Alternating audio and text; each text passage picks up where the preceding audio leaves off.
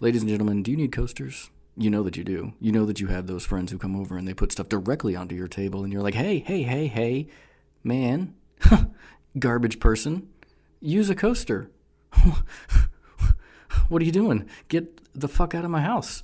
And maybe they were raised in a barn. Let's not go poor shaming, but maybe they just don't know how to use coasters, and that is why you need Carl's Coasters. Carl is not only a president of Carl's Coasters, but he is also a client. And you head on down to Carl's Coaster with one convenient location in just outside of Nixa, Missouri. Carl has literally tens of coasters for sale, and if you buy 10 coasters, you get the 11th one for free.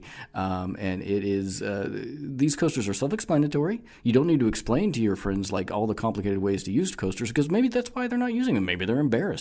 Because, a coaster is not necessarily self-explanatory. These coasters, they have written on them, hey, pick this up, put your drink on it.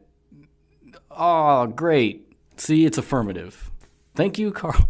Thank you, Carl's Coasters. Thank you, Carl Coaster, actual name, for sponsoring this episode of the show. Now, let's get back to that Transformer goodness. What?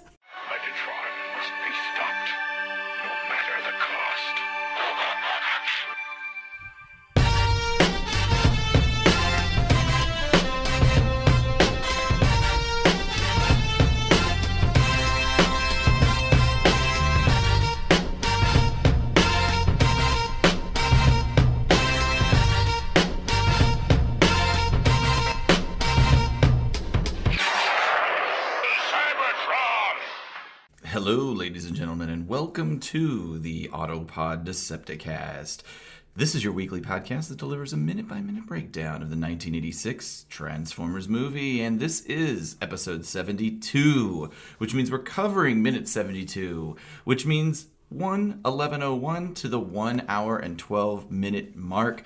I'm your host, Aaron, and with me are two guys who we recently went on a trip. It was a really cheap trip to a second-rate Polynesian island. After taking a third-class flight and checking into a fourth-tier motel, we rented a Chevy to cruise the beach. Turns out the car was possessed by the spirit of a Fonzie-like hipster who drove us to the village of a 50s pop culture-loving tribe. After romancing the tribal princess and her cat Mai Tai, we saved the village from disaster by driving the Chevy into the volcano's fiery crater.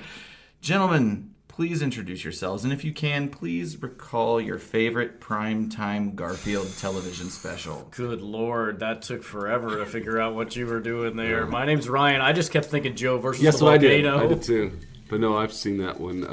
I like the holiday special. Garfield in Paradise is the reference. Yeah. All right. Well, no, I like the holiday one. I like the Christmas one where we meet Grandma and they're I don't know. Maybe it's just because she's spunky. She's a spunky old lady with some firm titties. Well, I didn't get that takeaway, but I guess we were watching a different. You were watching Garfield Gilfs. By the way, I occasionally check out GarfGab, the Twitter site GarfGab. This might be the wrong guy, but there's a podcast out there where a guy, or maybe it's a YouTube site, guy is going through every single episode of Garfield and Friends and breaking it down. Holy shit! Yeah, so let's hop on that train. It's pretty funny. Let's hop on that train. Some pretty lazy backgrounds in the Garfield Christmas special that we're looking at some images from. Much like the comic strip, kind of just blank backs with walls. Right. So there was a number of specials that came out. I liked I don't know why Garfield in Paradise stuck itself to me. I think I'd forgotten about its existence entirely. It's not a funny. I mean, nothing about Garfield in retrospect is funny, but it is a really unique story, and there are some really charming musical numbers. I actually watched the whole thing. A lot of Garfield specials are actually just on YouTube, and no one cares about taking them down. But there are some really nice musical numbers. There's a lot of send-ups of like 50s inspired kind of beach rock and Hawaiian pop. I think I like it because John gets the girl in it, and she is like smoking hot. And Garfield gets a girl, and I guess she's smoking hot. God, maybe I've never Came out, seen this. Go ahead. It came out in '86, The same year Same as... year. and guess who else was a voice actor on it that was in Transformers? Frank Welker. Me, Greg Berger. That's right. That's absolutely... I was going to touch on that. That's yeah. right. Greg Berger did the voice, and he did the voice in the Garfield Halloween special either. He was a television announcer, but... I forgot about it. I remember they used to have this in pretty heavy rotation on television. Who was he in the Garfield? Was he Odie? I don't know. No. Oh, no. Was Frank Welker Odie? Shit, somebody was Odie that was connected. That's what I feel like too. To the Garfield universe. Damn it, we've done Caleb all this just work. bringing it up, not even knowing. I'm just bringing up the picture of the girl. Oh my God, John, she is super hot. Yeah, John. If a woman with perfectly giant oval eyes can be described as sexually attractive, it's true. If that were a person, this island babe from Garfield in Paradise, I feel like as a kid I remember watching this and being like, I'd titty fuck that. Because that's what I'm thinking. I didn't even know that was a thing that existed when this came out. Wow. But I remember being like feeling weird feelings. Why am I tingly? My pants are tight. Do you guys remember the first Garfield special I ever saw was the Halloween special, and that's also a really, really good one. I watched it in entirety as well. I don't remember anything about it. That's one where basically you learn that Halloween is like Garfield's favorite holiday. He does some good song and dance numbers about that. And then he and Odie go trick-or-treating. They're dressed up as pirates. Garfield has like this like moment of clarity where he sees that there's this whole neighborhood across the lake that if they could get over that neighborhood, nobody else can get over that neighborhood so they can get all the candy. They go over to that neighborhood and they find a house and they go in it and they're sitting by a fireplace and it turns out and there's an old man there. And he's like, you just walked into a bad situation because I'm going to rape you. 100 years ago, some pirates buried their treasure there, and I was the cabin boy for that pirate ship. And So they vowed they were going to come back 100 years later, and then the guy disappears, steals their boat, and then the ghost pirates come and so they're actually really unique little stories aside from the fact that it's corny Garfield. Well, it kind of sounds like they just ripped off The Fog. I don't even know by what John that Carpenter. Is it possible the Fog ripped off Jim Davis's No. Garfield Halloween Spectacular? It's not. I remember now that there was a direct reference to Elvis in yeah. No, yeah. I wonder if this was during that late '80s, '50s. Basically, this tribe is the tribe of indigenous Polynesian people on this. We don't know what the island is. I bet this is really racist in retrospect. No, so I thought the same thing. I was looking for moments of uncomfortable cultural insensitivity. Yeah. And there's a little bit, but not as much as I was expecting. The tribe, I'm glad you didn't say hoped. The tribe appropriates 50s American culture. Right. Yeah. But there is one character, and his name is Pigeon, and he speaks in like a very like made up fake language. Sure. That feels a little racist, but at the same time, it could have been much worse. Oh, that's where we're at now. It could have been much worse. Yeah. But the leader of the tribe was voiced by Wolfman Jack. Yeah. On a side note. That's a fine looking car. Exactly. That's exactly it. Another interesting fact: this Garfield in Hawaii was nominated for a Primetime Emmy Award in '86. It didn't win, but there was only one other nominee, and that was Garfield's Halloween Adventure. Okay. And that won. That won. That's fucking strange. Here's the back of the book, so you can see that was the Wolfman Jack character. That's the Pigeon character. Ah. This guy, I can't remember his name, but the car, like I said, it was possessed by the spirit, I guess, of this guy, and it rolls them into the village. That's how they come in there. But that guy and Odie, they work on the car together. And I vaguely recall this now. This goofy-looking guy here. So at any rate, I really liked it. But you know what I think? It's time to talk about shout-outs for a second. Excellent. And I would like to shout out somebody on Facebook and Twitter, actually. Oh, God, is it me? Yeah, Ryan. at Jet. Or what's your Twitter handle? At Ryan Jet 2. Oh, the number 2. That's the worst. I know. I joined Twitter whenever it was part of like a class in college, and so I didn't care, and I was like, whatever, too. And I'm like, so I never changed it. You went to college? I have a worthless associate's degree. So, what I'm actually shouting out is at Autobot Rodimus, who's on Facebook and puts out a lot of really interesting Twitter and just Transformers related content. I think recently found some viral fame through something he did. Basically these Autobot City news pieces. Did you guys see them? Breaking news, yes. They're actually really, really cool. I like them a lot. They look super authentic, and I love, like, he did a great job of like creating these kind of headline captions that capture the moment. And I think there's a lot of good ones. They're all good. But I think my favorite one is actually the one where I'm trying to find it. I'm scrolling through right now. But it's basically like it being an interview of Hot Rod saying, "I was only trying to help. No one else saw the gun Megatron was reaching for." Yeah. Hot Rod responds to accusations. Autobot City in ruins. Ultra Magnus named Autobot leader. That's a good one. But That's really good. he did so great job with that, by the way, and also reached out to us. He signed up for our newsletter that we don't create. We haven't sent one of those out in a while. In a while ever. Golly. Thank you for the 3 people that have signed up for it. We will, and one of whom, well, no, never mind. Sorry. We'll have time for putting out the newsletter once we're done recording. That's right. We'll do it. Yeah. What we should do is just copy paste everything for a month from our Twitter feed and then send that out as a newsletter. Awful. I like it. So, and then before we get into the last episode recap, I just want to remind everybody that the entire Autopod Decepticast team here will be at TFCon Chicago. Some of us longer than others. October 26th through 28th. If you are wanting to meet the ghost of the iconic moment, your window is small, but Probably. Possibly 12 hours. but there is opportunity if you are a good stalker, I suppose. And if you are, if you're one of our top tier VIP listeners that You can have a meet and greet with the ghost of the iconic moment.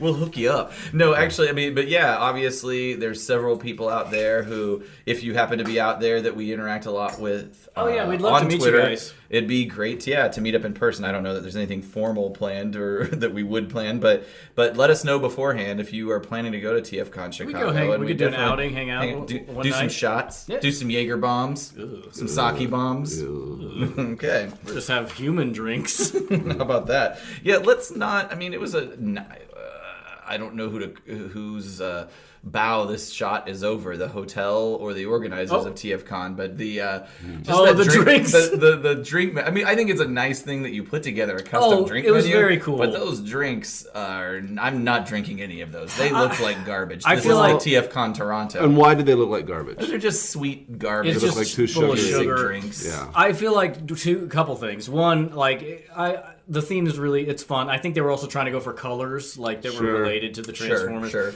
And so you got to go with the sugary drinks, but also there's a real nice profit margin on those kind of drinks. Yeah, totally. But yeah, like, Let's make these dorks just drink. Just make it palatable. Drink schnapps all night long. I still like my idea. I still I like don't my know what's idea that for saying. like if we were going to do our own. My idea was called the Shockwave, and I believe it's just straight gin. But It's a gin martini. it's a gin martini. But I'm in. What makes it a Shockwave is that you have to order it and get served in a room all by yourself. It's a closet. Yeah, That sounds great. yeah. Like that sounds like a perfect Friday night. Sounds like you might not be seeing our Jet 2 at It's too big in TFCon. Shockwaves. I'm gonna be like in one of those speakeasy Roger Rabbit rooms where I slide the electrical socket away, and so I can just watch through the wall. Yeah, that's great. What is the song we can play that forces you to bust out of this? It's Raining wall? Men. Perfect. Putting it on the playlist. Excellent. Last episode recap. The Autobots and Junkions approached Unicron only to get attacked immediately. The Junkions brushed it off rather well, but the Quintesson ship ended up like the end of so many porn shoots right in Unicron's eye. Oh, And I don't like that, by the way. the team that takes me out of it. the team Wow, is I thought Ryan would be all over that. No, I don't like. I need the girl to at least pretend like she likes it. Okay. The team is split up with RC, Springer, Cup, and Daniel being chased by Unicron's internal defenses. And Hot Rod, right at the top of the minute where we kick off here, He's resting on a spine. He's kind of struggling a little bit. Mm-hmm. He slips off the spike protrusion. In a moment of terrible framework, he slips off of the spike. Yeah, we can tell that that spike is masked poorly, or maybe I guess it wouldn't be the spike that's masked. It would be the actual animation cell that's masked. And he falls. He falls hundreds of feet. Mm-hmm. To land on sheeted flooring. Unicron is mostly made of spiky balls. I that feel is like. true. Yeah. Balls, It is, spike, again- and thick cable. Yeah, big, thick, throbbing cables. Mm-hmm. I might be horny. I've talked a lot about this. I think it's been like a day since. See how hard that is? I couldn't tell if that was just. I just poked Ryan's crotch. I couldn't tell if it was a lot of bunched up fabric or if that was your I penis. put some socks down there. Okay, gotcha. So when he's fallen, Caleb's rubbing his face. I know. He's fallen to a floor. I recall, because we just watched the previous minute, the floor that the rest of the gang landed on was like a green hallway. Mm-hmm. Now he's landed in a totally different area. Different place, yeah. So we were speculating if he just made a right turn where they made a left. This is totally different. So I don't know how he ended up here, but Doesn't matter. At any rate, he lands. He kind of crawls on the floor. He's trying to get his bearings. He crawls by what appears to be some kind of computer panels, spiked organs, unique viscera, and why would those computer panels be there, by the way, unless other people are somehow interacting with Unicron or are meant to interact with Unicron? I think they're just like, we're running out of Ideas? different backgrounds. Things. Just Yeah, paint whatever. Yeah, I think you're right. We talked about this a little bit. I think we paused at 1 hour, 11 minutes, 14 seconds in, where we see Hot Rod close up as he's just come out, and it's the light and shadow in this whole bit is pretty good, but I like this especially on Hot Rod. Yeah, it looks great. We refer to it layers and layers of shading and all. I wonder if when you do that, do you do that on different? I guess you'd have to do that on different animation cells. You probably have your baseline drawing layer, then you've got a layer of color, and then you have a layer of texture and whatever sort. I'm assuming is they just stack it on I would top say of each maybe other. the color is, of the cells that I've seen of like normal animation. Usually the color is on the same cell as the line drawing. Okay. I don't know if you would stack. I guess you'd probably stack the. I don't know. We've only been talking about animation techniques since like episode 0 of this show, and we've done no follow-up research. No research. If at some point, more so than getting a voice actor on the show, if we were to get an animation Animator? expert or person who participated, that would be like really the bomb. Like thing someone to who do. knows anything about old school animation. Exactly. So he surveys, he being Hot Rod, surveys the area.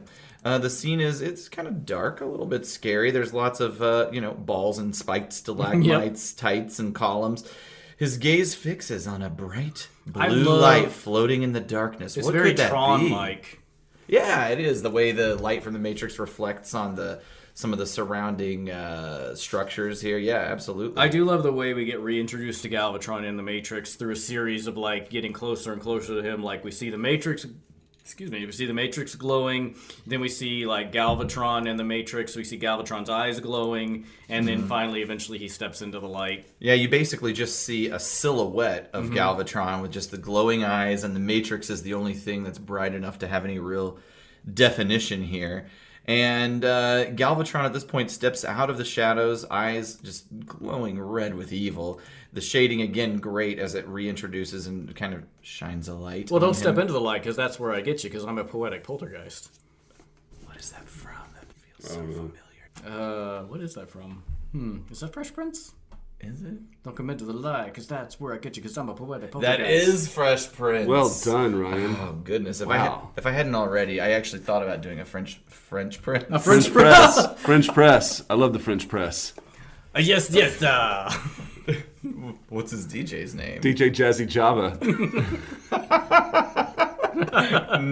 Hang on, this is not. This Gonna write that down. Write that down. Not be Nobody lost. take that. Jazzy Java. Jazzy Jazzy Java and the French press.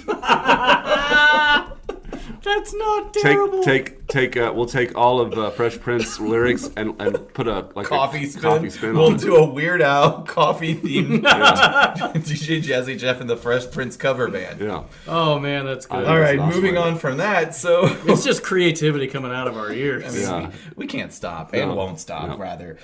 So, Galvatron steps out of the shadows. He says to Hot Rod, "It will do you no good, Autobot. It cannot be opened." Not Hot by Rod- a Decepticon. Exactly. I love this low angle shot. We're paused at 1:11:30. You don't even see Galvatron, but you can see the angle, how high up he is over Hot Rod at this point, and Hot Rod's approaching him. It's a pretty creative shot. Like, they could have just done Yeah. like a two-shot where it's like they're on the same level, but like it's very. Not only does it make Galvatron seem so much more like imposing and powerful, but it just like visually very interesting. Yeah, he's on a pedestal of sorts, and also like this is a very minute thing to pick out, but from like the start of the pedestal where the Hot Rod is approaching, there's some really nice shading and just like paintwork that goes on down at the bottom of that. Like there's the swirling chromish metallic. Yeah, it implies like curvature. Yeah, of the structure. Did a great job. Galvatron goes on to say that, like it or not, Galvatron goes on to say, like it or not, we are allies now against a common foe. And he's like, oh wait, getting a message. Right. Never mind. Immediately, Migraine. The familiar red hue and high-pitched sound engulfs Galvatron.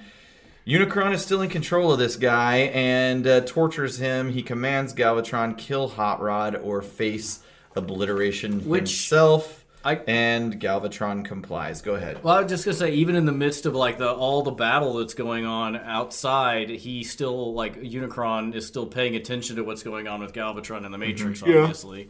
Yeah. They obviously have some kind of psychic link, but to me that threat seems a little empty. Galvatron's already betrayed him. If I'm Unicron, I'm definitely going to kill Galvatron when this whole thing is over, no matter what. It's almost like a Megatron Starscream dynamic. It really is, actually. But that's an interesting way of putting it.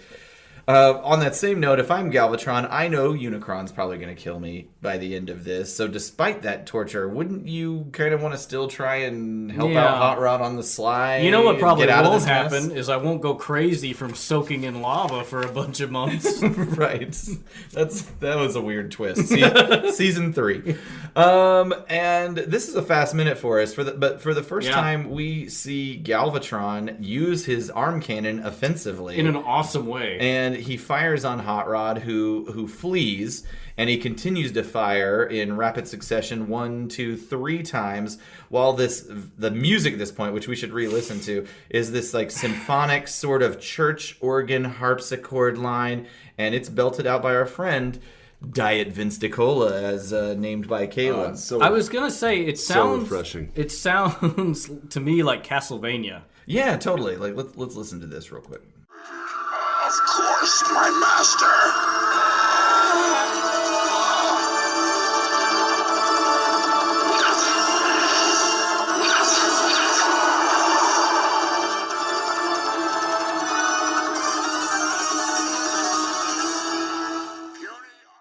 Caleb, you're the music guy. It's synth. And it's symphonic. Is it like meant to be? Like, is it organ? Is it? Yeah, it's a synthesized organ sound. All right. We'll just leave it at that then. Thank you. So we close out the minute with a close up on Galvatron's face, and his eyes are just twitching. He's so Yep. mad. With rage or madness, one of those things. Maybe a half, little of both. 6 of one, half dozen of the other. But a great touch with the twitching of the eyes. Yeah. Just like It does, this does we seem don't like see a a very... lot of those like small touches like that, like the twitching eyes and things. But when it happens, it's nice. I like your comment off when we weren't recording, when we were watching this, where as he's shooting inside there, you hear Unicron going, "Ow, ow, Wait. ow." Acid indigestion, yeah, am I right? yeah. Which actually comes into play in another minute. Oh, does it? Yeah. Okay. I will say, like, speaking of the Galvatron shots, they're so, like, the jagged nature of them, like, you would never be able to draw, like, Aaron, when you and I traded Transformer pictures, it would look ridiculous if we were to draw the shots like that, but in a fast animation style like that, it makes them so much more dynamic than just a straight laser, like fire. It's so much cooler. Yeah, it almost, I don't even know how to describe it. It's like, well, these I thought took, so I love like, it's almost the afterblast. When the shot dissipates, sort of like just I don't even know how to Like describe it. like how lightning works. Like how lightning works. Kinda, yeah. Yeah. I mean, I don't know really, but I notice when lightning strikes, it'll leave behind a little. And flash. you in a are sense, those are constantly just watching lightning. all in the a time. sense, those are just tracers, right? And they are, which we talked a lot about tracers in one episode. Incendiary rounds. And yeah. there you go. Yeah. I think it's more like just leftover plasma, but same thing as lightning. Now, in the Michael Bay movies, they don't really use lasers, do they? It's more like they have actual ammunition, I feel I've only like. seen the first one. Yeah, I'd rather not talk about the Michael Bay. Yeah, you're right. You know what? Fuck that. I'm sorry I brought that up. It's time to go into our...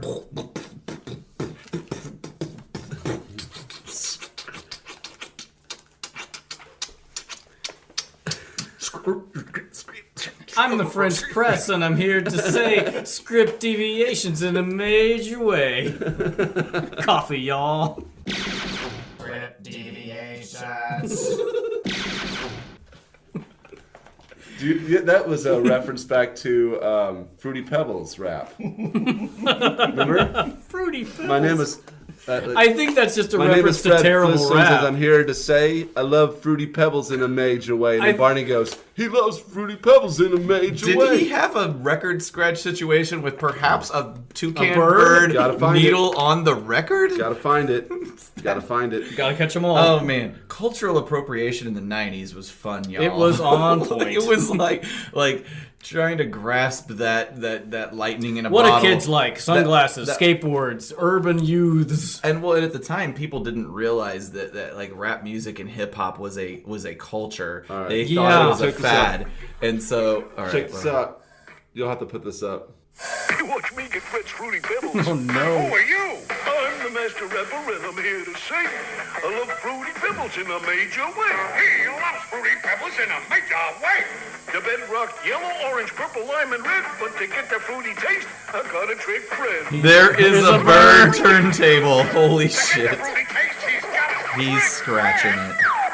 Barney, guess that's a wrap.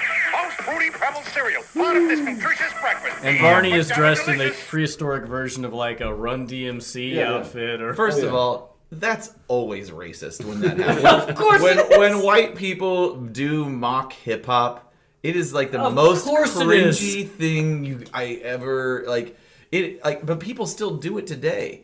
Like it still is a like running like white like gag of it's really funny when white people do black Look at how music. crazy what this about is. what about that stick though? Because he's obviously an Indonesian guy with a fanny pack on. Like I feel like there's a difference when I think white people can do hip hop music, Yeah. but not if you're doing it ironically. right. Like, Yeah, exactly. Yeah. Yeah. Ugh. Anyway, well, Gross. regardless of that, Dead stick. that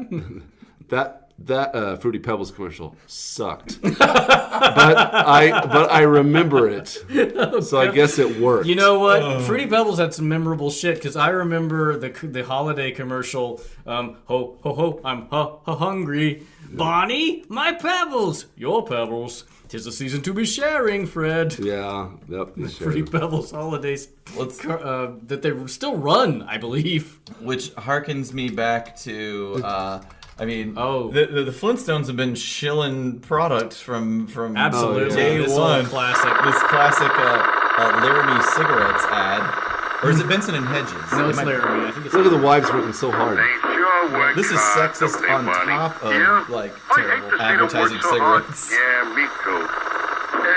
Let's go around back where we can't see them. Gee, we ought to do something, Fred. Okay? How's about taking a nap? Hey, I got a better idea. Let's take a Winston break. Winston is the one filter cigarette that delivers flavor 20 times a pack. Winston's got that filter blend. Yeah, Fred. Filter blend makes the big taste difference, and only Winston has it up front where it counts. Here, ahead of the pure white filter. Winston packs rich tobaccos specially selected and specially processed for good flavor in filter smoking. Yeah, Barney, Winston tastes good, like cigarette choice. The wives got him in the end. The Flintstones have been brought to you by Winston, America's Everybody best doesn't know right after the filter ad. cigarette. Winston tastes good like a So look at that. cigarette should.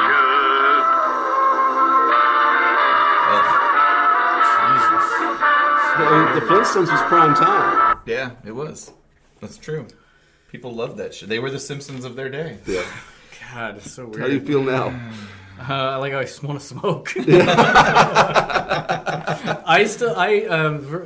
Well, obviously the listeners probably don't know, but I smoked for like 15 years probably. Yeah. And I'm the type of person who cannot have a cigarette without like now I'm just gonna smoke a pack a day. Like Yeah. I cannot. I quit 5 times because I couldn't. I'm like, oh, I can handle it. I demonstrably could not handle it. Like having wanted, but I still have dreams where I go and buy a pack of cigarettes and I start smoking. And I'm like, oh no! like As you do it, you're like, Yes, I'm like, it's happening. It's gonna happen again.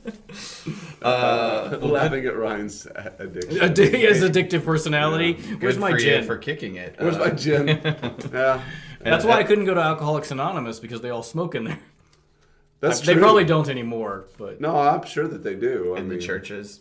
Well, you did, what? I went a lot to of an AA meeting once with a friend of mine who invited me to one. Some of them it are was in in a church. churches. Yeah, a lot of they're AAs in are like community meeting centers or out. whatever. Yeah. I just know in movies they're always full of smoke. Yeah. We're doing a script deviation here. Oh yeah, Oh yeah. we're on a podcast.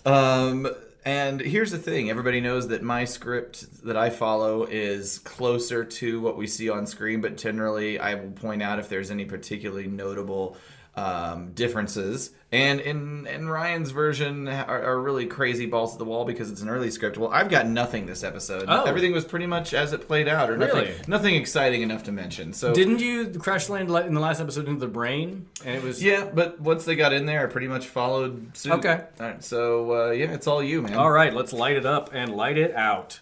On the last one, if you remember, the Quintesson ship with all Autobots on board crashed into Unicron's ear, and then Hot Rod Like, would that have been the tip of the horn? It said underneath the horn. underneath the horn. Okay, yeah, all right. Which there, yeah, and then Hot Rod. Okay, on the script it says Hot Rod jumps into Injester's Eustachian tube. Eustachian tube. Thank you for pronouncing That's the that. tube that connects your ear to. I like, know, your but mouth. also I was like, "Fuck you, Friedman." Yeah. Like, it's also spelled incorrectly. Anyway, I don't know why that irritated me. I'm just like, who are you trying to impress? He lands and surveys the scene, and we show tunnels, corridors. It's all pretty much the same. But then we see a Sentry robotoid guardian structures, in this case, clacking and advancing razor treads as though the floor surface were hinged like some flattened escalator, which is, I guess, just a people mover. And each step had a razor edge that was designed for drawing in and chewing up anything that walked on it. It starts eating its way toward Hot Rod. And I wrote, I don't understand any of this. Yeah, I'm close my eyes a lot whenever you do these sequences so I can let my imagination bring it to life, and I've got nothing. Yeah, and we are, like, not unimaginative people. Like, we all three have some artistic talent, and I'm like, I can't picture what you're trying to describe, really. And it gets even worse, because Hot Rod grabs the spiral corridor structure from the wall and bends it into advancing razor treads so they chomp down on it and short-circuit themselves, stopping the razor tread action. Still. Circuit is also spelled wrong. Anyway, it doesn't matter. He was at that point. I feel like he was on all the coke. Yeah, yeah. He's just free associating. Okay, It's and like, then it's like this is like his naked lunch. We go cut back to Ingester as he reacts, slapping his hand to his ear with a growl. And then you got that thing. Of That's course, a callback to what we saw on absolutely. screen. Okay. And then we're on Springer, RC, and Daniel. Springer shoves them aside to clear the way for the upcoming hand. As Ingester's hand enters the shot and whacks the side of his head, and he says, "Yow!" RC is knocked down into the force of tree trunk hairs on Ingester's shoulder. The hair starts whipping and coiling, flailing her, binding her, strangling her. And she says, "Help!" And Springer and Daniel leap off the surface before Ultra Magnus can respond. I'm like, oh yeah, Ultra Magnus is here. He's not in this movie for anymore. And they lay beside RC, who's trapped and struggling in the hair. Daniel grabs the hair and says, concentrating, hair, think. He grabs the hair by the bottom nearest Ingester's skin using Is he? I'm assuming he is in a suit at this Yes, time. I because can't remember. he's Okay, using his gotcha. exosuit strength, yanks the hair out. Ingester reacts with pain, shaking and reaching for the source of irritation. Ugh. And then RC says, that was very brave. And Daniel says, a piece of carbon cake. Oh, come on. You don't have to start doing that, Daniel. And then we cut back to Hot Rod. He's just trying to fit in. Yeah. Fair enough. Cut back to Hot Rod inside Ingester, dropping into the enormous chest cavity, and then this spark. Like there are some white, quote unquote, white cells swarming in to destroy the invader. I'm like, oh, there's the spiked balls. They look like giant spiked covered versions of pollen, magnified millions of times. Hot Rod battling them left and right with a rifle-like weapon, which I don't really know where that came from. This giant glitch must have a core somewhere around here, and that's where we'll stop. Okay. We haven't even. So he surmises there's like a big core central energy center that they now need to get to destroy in him. order to finish him off. And I will say at this point, Galvatron is not inside Unicron at this point. He's still on the exterior of Unicron. Okay. All right. In this script. There we go. Very interesting. Well, then it's generally this time of the Très episode intéressant. where we kind of hold hands and do a seance. Yeah. Oh. You can imitate him really well, Caleb. Yeah, thank you. You do a great impression. Brilliant. I try. All right. Well, let's see if he shows up. I'm gonna pod. Okay.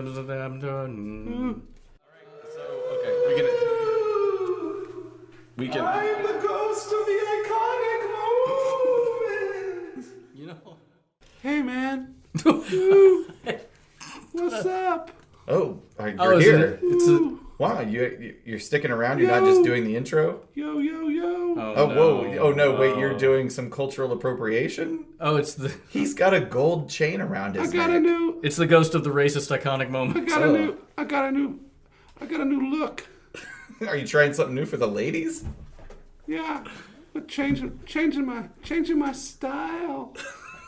Do you have any new skill? Are you rapping? My name is Icon MC. Okay, all right. Would you like a beat to show some of your freestyle prowess? Here we go. Sure, man. My name is Ghost, and I'm here to say I love all the ladies in a major way. I'm gonna give out my phone now. I'm gonna give out my phone number now. Call me right now. Yeah. You took the bold move of rhyming now with now. Yeah, man. I'm cool. I'm cool now. All right. Well, Turn over a new leaf. Did you watch this minute with us? Would you like to talk about what we saw on screen? Was there something that was particularly momentous for you? Galvatron's chain. Oh, he got that Jesus piece. Yeah. Sure. It's fly. All right, awesome. Caleb. I also love how there's nothing whiter than a ghost. So this works out well. Fair enough. I'm the whitest.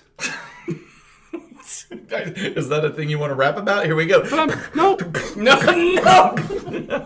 That's a no but. I'm white on the outside, but I'm dark on the inside.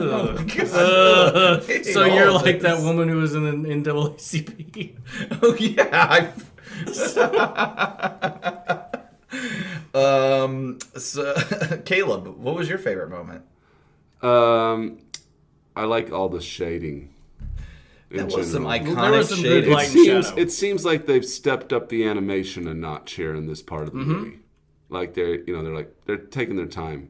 Mm-hmm. This is one where there's a lot of light and shadow play. Yeah, it's very good. They've put some time in. In the same way of like whenever Megatron and Optimus came together, there was a lot of really good shadow and light work in that. Whenever he stepped into to face off with him. Yeah, it's probably like there's probably a budget. Because it probably is like, I don't know, again, like we were talking about earlier, there's probably layers and layers of work that go into it. Sure. And so you probably only have so many scenes that you can budget for that kind of thing. You're like, let's I want focus this on to have the impact. Yeah. For me, I think this moment here, like the matrix glow coming off Galvatron, and then as we get closer to him, like the deep red eyes as he's silhouetted, that as a child always stood out to me, the reintroduction of Galvatron. Yeah, we're at 1 hour, 11 minutes, 24 seconds to about the 30-second mark. Yeah, definitely. It's very good. I will say it's kind of similar, but I like where Galvatron says it cannot be opened and Hot Rod says not by a Decepticon. And it's kind of like because he's not scared, he's not being a shithead. Right. It's solid logic. It's not like eye rolling or anything. And I mean, it's a pretty solid reaction to seeing like the ultimate Decepticon with like who's literally holding the Matrix And he's inside a planet-killing robot. I just thought it was a nice moment for Hot Rod. Yeah, it makes sense that he has no fear. Or It's it true. Feels like, or at least his fear is, it's suppressed. down. Yeah, exactly. He's handling it. Yeah. Exactly. Well, I guess that brings us to the end of the minute here. Next time on the Autopod Decepticast. Well, we've got more Unicron size discrepancy discussion. Oh, just good. what everybody was Oh, wanting. good. Did you guys not get enough of it? Here's another round. We've got an awesome external attack sequence coming up here. Absolutely. We're gonna see the Dinobots doing something literal. And I thought you were supposed to make dinosaurs. all that and more in episode 73 of the Autopod Decepticast. Tell your friends about us. Listen to the show, iTunes, Come Stitcher, see us in Chicago. Google Play, tune in. TFCon Chicago, October. Follow us on our social media, Twitter. T-Twitter? T-Twitter. It's a new website. It's just getting some traction. There are 4 people who are using it. And Facebook? Yo, I want to give a shout out to my homies, DJ Jazzy Java and the French Press. That's true. And also, let's shout out real quick. I believe the Ghost of the Iconic Moment has a Twitter. Did you just get on the twits? Yeah. I saw something. I gotta That's you, change it right? up. I gotta change it up though. Why's that? I've been going through some hard times. Yeah. Lost my job. We've heard about that. I Lost remember. my girl. Yeah. Yeah, you seem wonder- pretty did you public ever- about it. Did you ever have that girl? I kind of hit bottom, man. It seems like Trying to that girl change just my- never wanted anything to do with you. Trying to change myself. All right. Trying to get Well, that's cool. Be your best you. Trying to be cool. Live Be your best boo. Be my best boo. good. That's it. Put a pin in it. Hey guys, everything's at APOD Decast. And then, of course, there's the web presence, autopoddecepticast.com. Ryan, I haven't asked you in a while. Anything that you think we want to put up on Every there? time you ask me, I'm like, oh, put up some stuff, whatever I listen to. Garfield in Paradise, Like, there's no doubt. definitely going to be some Garfield Can you stuff. put up the there. Flintstone cigarette commercial? There's going to be all kinds of And, Flintstones and the racist rap, Flintstones Yes, rap yes. commercial. all racist all the time. That's right. Oh, man, that everything commercial. racist at Autopod Decepticast. Oh, God, don't isolate that. Nobody isolate that. iTunes users, please rate and subscribe. This is a good episode. Oh, Hey, yeah, positivity. so, bye. Bye, bye, bye.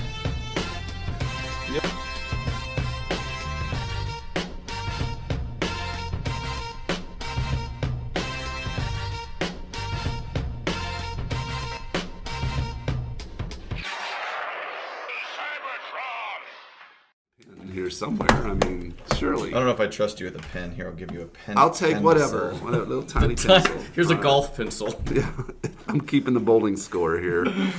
My God knows the Bowling score. That's It's from Wings. Yep. I can't believe you know that. I didn't think anybody else watched that I show. watched Wings. I love Wings. Do doom doom doom doom doom doom doom doom doom. Do do do do do do. Do you remember what's the competitive name of the airline? Oh shit, Roy's. Roy's. Do you remember his name of his airline? Aeromass. Yes, Aeromass. Come fly with Aeromass. I love that show. I've watched it's one like along with Cheers, which everybody from Cheers shows up on that show at some point. They do, don't they? I think in the pilot episode, that Cliff and Norm are in it. That makes sense. Yeah. But I was just gonna say, like Cheers, it's a show that every year or so I'll just watch them all. Oh yeah? Yeah. I haven't watched it since. I think I watched it a little bit in syndication, but I liked the show. I thought it was. I remember there was an episode of The Critic where they were in hell, and there was this like a guy who's like, it's talking to the devil, and it's like, and the crew of the crew of Wings would like another season. He's like, tell them there's a limit even to my power. And I'm like, I like that show. Yeah, that's funny. I never watched. I watched. There was a few random I watched a lot of when I moved to St. Louis. I ended up watching a lot of Becker. Have you ever watched Oh, Becker? no, I've never With watched Ted Davis? Becker. Not bad. I Really? liked it. I feel like Yeah. it was critically well regarded. Yeah. Was And it? then, I did not watch it. But And then before that, Lara Kett had a show where yeah. he worked in like a bus station. Yeah. And he was a recovering alcoholic. I watched that. I don't think I saw that one. One bad. Which is surprising because I really love John Larroquette. Yeah. I thought it was a good show. And I remember like Bobcat Goldthwait had an episode in it that I remember really well for some reason. Yeah. Huh. He played a recovering alcoholic, and when he was a recovering alcoholic, he had the I get but when he this. was smashed, he talked normal. That's pretty funny. I wonder. I feel like that show didn't last very long. I don't think it did. I like somehow some of these shows, Wings, Becker, and like that show, I didn't have cable, and they would fall into a block of time where I was available to watch television. Mm-hmm. Like Becker, I watched in grad school. My wife would come home for lunch. Like I had classes in the afternoon. Yeah. And she works, and so anyway, it worked out where she would come home for lunch, and that was on during the lunch hour on our little. We had a black and white TV that we watched. It was. Were you in the 1950s? Well, the TV in the kitchen. We didn't have cable. Yeah. We did have cable, but the TV in the kitchen didn't, and it had an antenna, and that was before they finally stopped broadcast. And we were like, it was fun to sit there and watch Becker on a little television in the kitchen. K Romantico. It was cool. Yeah. I don't know. I used to do that with all kinds of stuff. Like I had my mom, growing up, my mom had a little black and white portable television. For the kitchen? For the kitchen. And when I was in kindergarten, I watched Days of Our Lives with her. Mm-hmm. And then I later on took that television, and I would, I like baths. I like bathing. You're a fancy boy. Yes. And so, my oils and perfumes. Yes. So I would, at night during college, when I was still living at home, I would put the TV on in the bathroom, and I would watch Letterman while I was taking a bath. That was my favorite part of the day. Of this is like candles and it's dim in there. Of course, yeah. You would for me. You would sexualize it. It's not sexual. I'm imagining like a fancy bubble bath, and it's like just Caleb time. Oh, I mean, it was definitely Caleb time. I took a bath. I wouldn't go to that much trouble, but it would be like awesome. I'd be watching Letterman and taking a bath and being like, scrubbing and being like, it's so funny, Bubbles or no bubbles? No bubbles. I haven't. I'm an adult. I mean, I'm sorry. It wasn't a choice that I was. It It wasn't a conscious choice. It wasn't like bubbles or no bubbles. No bubbles. The bubbles were absent from the scene. Blow cells, where we sell good.